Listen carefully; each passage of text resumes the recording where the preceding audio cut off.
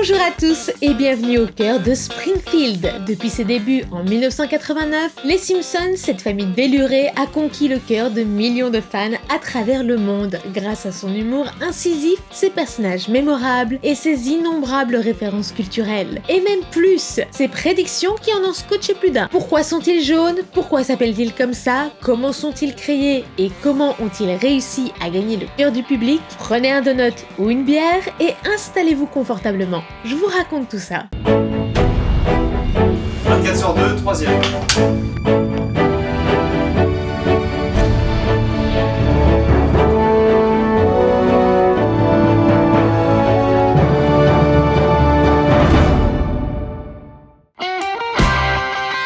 Ce phénomène qui dure depuis plus de 30 ans, on le doit au seul et unique Matt Groening, un dessinateur tout droit venu de Portland dans l'Oregon et fraîchement arrivé à Los Angeles. Matt Groening est un dessinateur depuis sa plus tendre enfance et cet amour de dessin, il le doit à son père, lui-même dessinateur. Lorsque Groening emménage à Los Angeles, il n'est clairement pas séduit par la ville du cinéma. Comme tout le monde, pour payer son loyer et manger à sa faim, il commence à enchaîner les petits jobs alimentaires. Ça va de chauffeur de limousine à écrivain freelance et trouve même un emploi stable chez Licorice Pizza, qui, comme son nom l'indique, ne vend pas de pizza. Non, c'est un vendeur de disques. Parallèlement à ça, Groening dessine régulièrement les aléas de la vie et de ses expériences à Los Angeles dans une bande dessinée qu'il envoie à ses amis. Dans cette bande dessinée qu'il appellera Life in Hell, la vie en enfer, il critique les sujets généraux tels que l'école, le travail ou encore l'amour. Pris au jeu, il commence petit à petit à créer une espèce de magazine avec une couverture, des photos, arborant toujours les mêmes thèmes et qu'il transmet toujours régulièrement à ses amis. Et finit même par en vendre un exemplaire pour $2 à son patron dans le magasin de disques.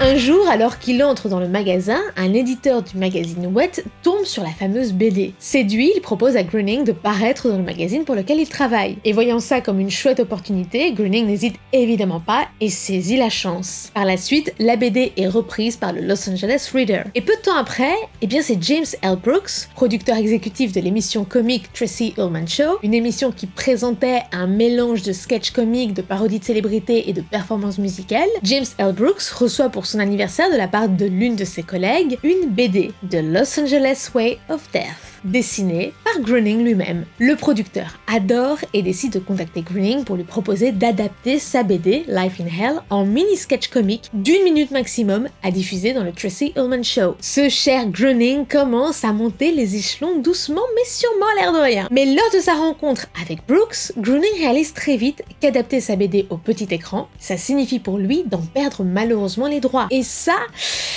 le tente moyennement, mais pour ne pas perdre l'opportunité qui s'offre à lui, Groening ne rejette pas complètement l'offre et au contraire propose de créer quelque chose de totalement nouveau pour l'émission. Pourquoi pas l'histoire d'une famille américaine ordinaire dans laquelle bon nombre se reconnaîtraient. Des personnages de consommation, d'envie, de paresse, d'opportunité et de rédemption, un peu comme le reste du monde finalement. Car oui, Groening en a ras-le-bol des personnages de famille parfaite vendus à la télé. Non, tous les enfants ne réussissent pas merveilleusement bien à l'école et tous les parents ne gèrent pas leur vie de famille à la perfection. Dans la vie, la vraie, on glisse souvent et parfois ça fait mal.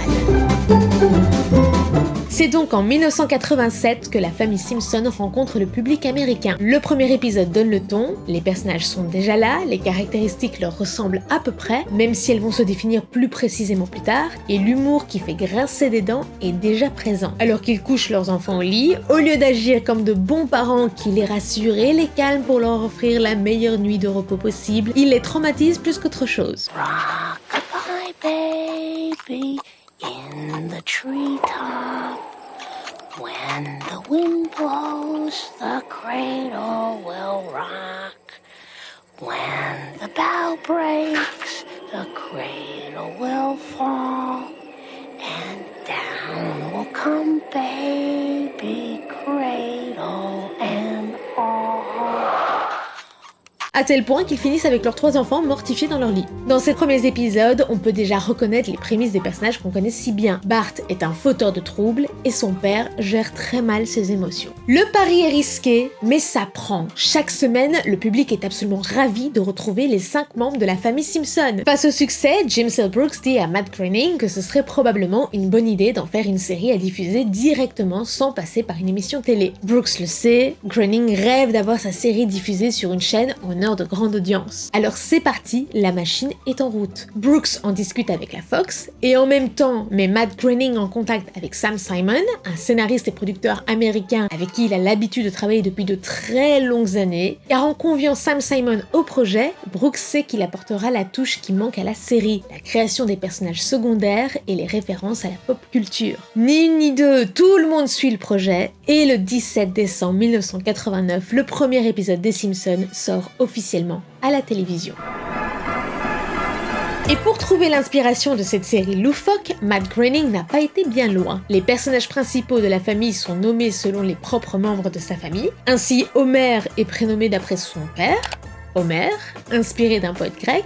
La mère de famille Marge est nommée d'après sa propre mère, Margaret. Et les 2 sœurs de la série, Lisa et Maggie, héritent leur nom et bien des sœurs de Groening elle-même. En fin de compte, il n'y a finalement que son propre nom qu'il n'a pas donné. Alors certes, il n'a pas donné son nom, mais il a quand même créé son personnage, Bart, qui n'est autre que l'anagramme de Brat, en anglais, qui signifie un enfant qui se comporte mal. C'était tout vu. La ville elle-même doit son nom à un souvenir d'enfance, car si Groening a décidé de faire résider les Simpsons à Springfield, ce n'est pas pour rien. Dans un premier temps, comme je vous le disais à l'instant, ce nom ravive un souvenir d'enfance. En effet, Springfield n'est autre que le nom de la ville qui se trouvait tout près de Portland, en Oregon, où il a grandi. Et au-delà d'un souvenir d'enfance, Springfield, c'est une ville qu'on retrouve absolument partout aux États-Unis, dans pratiquement tous les États. Un nom de ville qui permet donc à tout le monde de s'identifier. Springfield peut être la ville voisine de celle dans laquelle vous avez grandi, ou même être la ville dans laquelle vous avez grandi. En tout cas, il y a de fortes chances que Springfield se trouve dans l'état dans lequel vous avez grandi. Bon, après,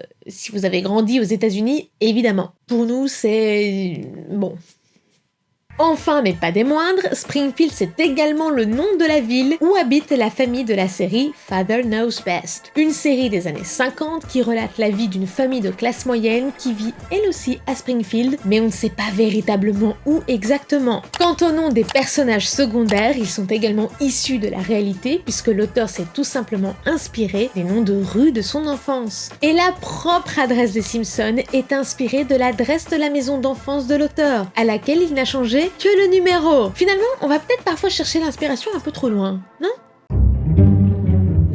La conception de la série n'est pas une mince affaire, puisque vous vous en doutez, ils sont des centaines à travailler dessus, et ils se doivent de suivre une procédure extrêmement précise. Première étape, pour une série d'une telle envergure, il y a évidemment plusieurs scénaristes. Chaque scénariste prépare un pitch d'1 minute, pas plus, pour un épisode. L'équipe de production se retrouve dans la salle des scénaristes, moment durant lequel ces scénaristes pitchent sur une fourchette d'une dizaine de minutes des pitchs d'épisodes à la chaîne. Suite à cela, le créateur Matt Groening, le producteur James L. Brooks et le showrunner, c'est-à-dire la personne qui supervise l'écriture et la production d'une série, Al Jean en l'occurrence ici, donnent tous les 3 leur avis sur ce qu'ils viennent d'entendre. Après avoir entendu leur retour, les scénaristes ont 2 semaines pour proposer une première version de scénario qui sera en tout et pour tout réécrit environ 6 ou 7 fois. Une fois que le scénario final est validé, chaque jeudi de la semaine, toute l'équipe, acteurs compris, se retrouve pour faire une première lecture du scénario. Dad, I know I didn't hold up my end of the bargain, but can I go to Camp Krusty?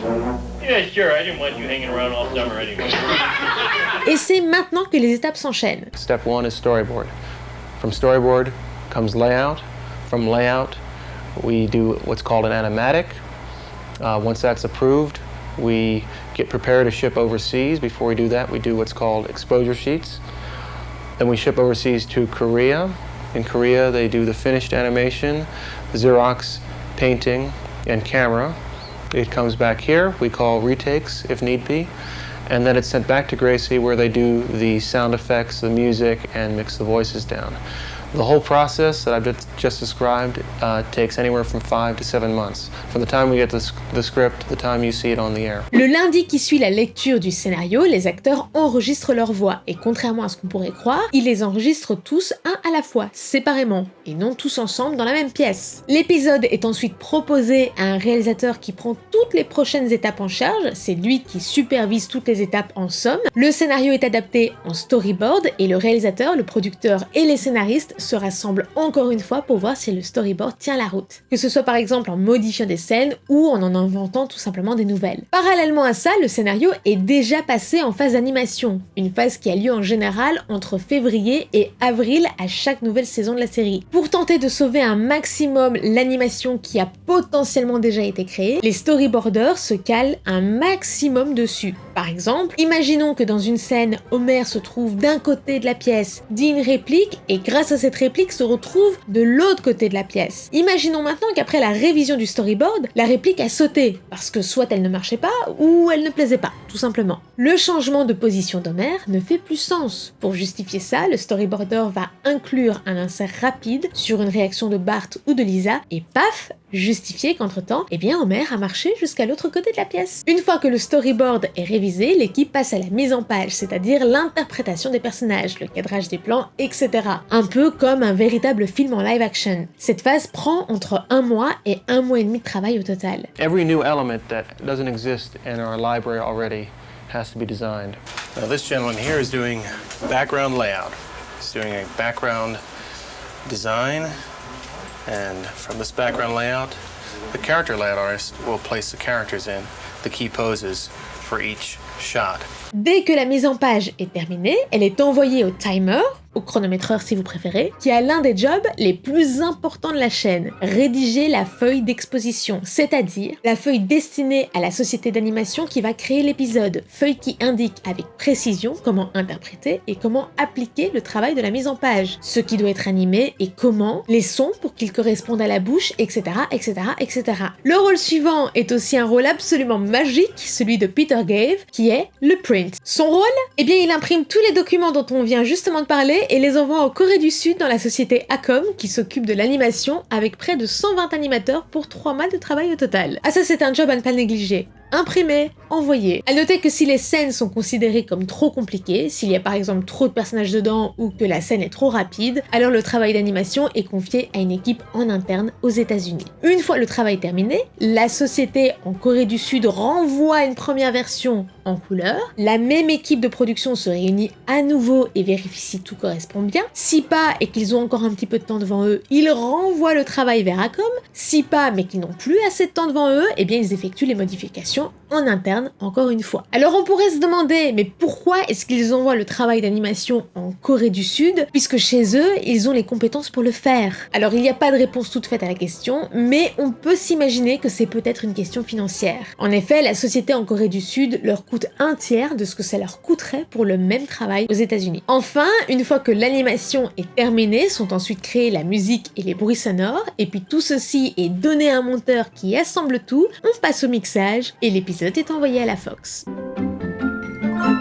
Dans la famille, rien n'est laissé au hasard, je demande les fun facts sur les Simpsons. Est-ce que vous êtes déjà demandé pourquoi les Simpsons étaient jaunes? Eh bien, ce n'est pas une question de hasard. Le jaune est une couleur qui attire l'œil du spectateur. Selon Matt Groening, quand tu zappes à la télé et que tu vois tout d'un coup des personnages jaunes, tu sais que tu regardes les Simpsons. Le jaune est également une couleur de facilité, puisque les personnages de Bart, de Lisa et de Maggie n'ont pas de démarcation entre les cheveux et le visage. De fait, une couleur de peau qu'on connaît aurait été plus bizarre sans démarcation. Le jaune est également reconnu psychologiquement pour avoir un effet unique sur le cerveau, dont la théorie du zapping, et représenterait la joie et l'optimisme. Enfin, le jaune est la couleur la plus visible pour l'œil humain à cause de la façon dont les yeux traitent la lumière. Et bien que cette idée de couleur ait été à 100% approuvée par l'auteur, ce n'est pas lui qui l'a trouvée, mais un des animateurs de la série. Si les Simpsons s'appellent Simpson, c'est pour une raison très simple. D'abord, l'auteur trouvait que le nom était sympa et original, et puis surtout, ça ressemble ressemble au mot simpleton en anglais qui signifie simplet. Dans le générique ultra célèbre, vous avez sans doute remarqué que lorsque Maggie est scannée, elle vaut 847,63 $.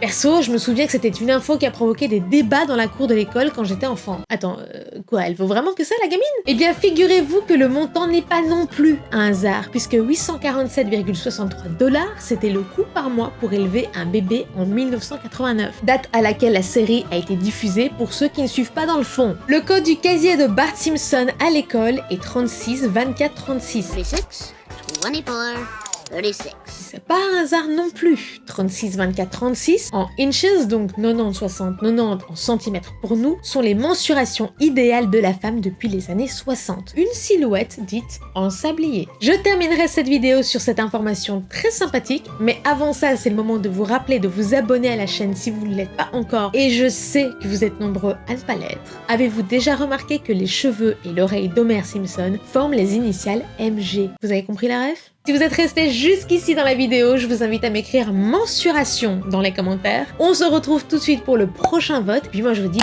à très vite pour un prochain épisode. Allez, coupez! Cette semaine, je vous propose le premier duel de losers de l'année. Le duel de losers, qu'est-ce que c'est? C'est un duel entre deux films qui ont précédemment perdu dans d'autres votes. Vous avez donc le choix entre Forrest Gump et Mission Impossible. À vous de voter!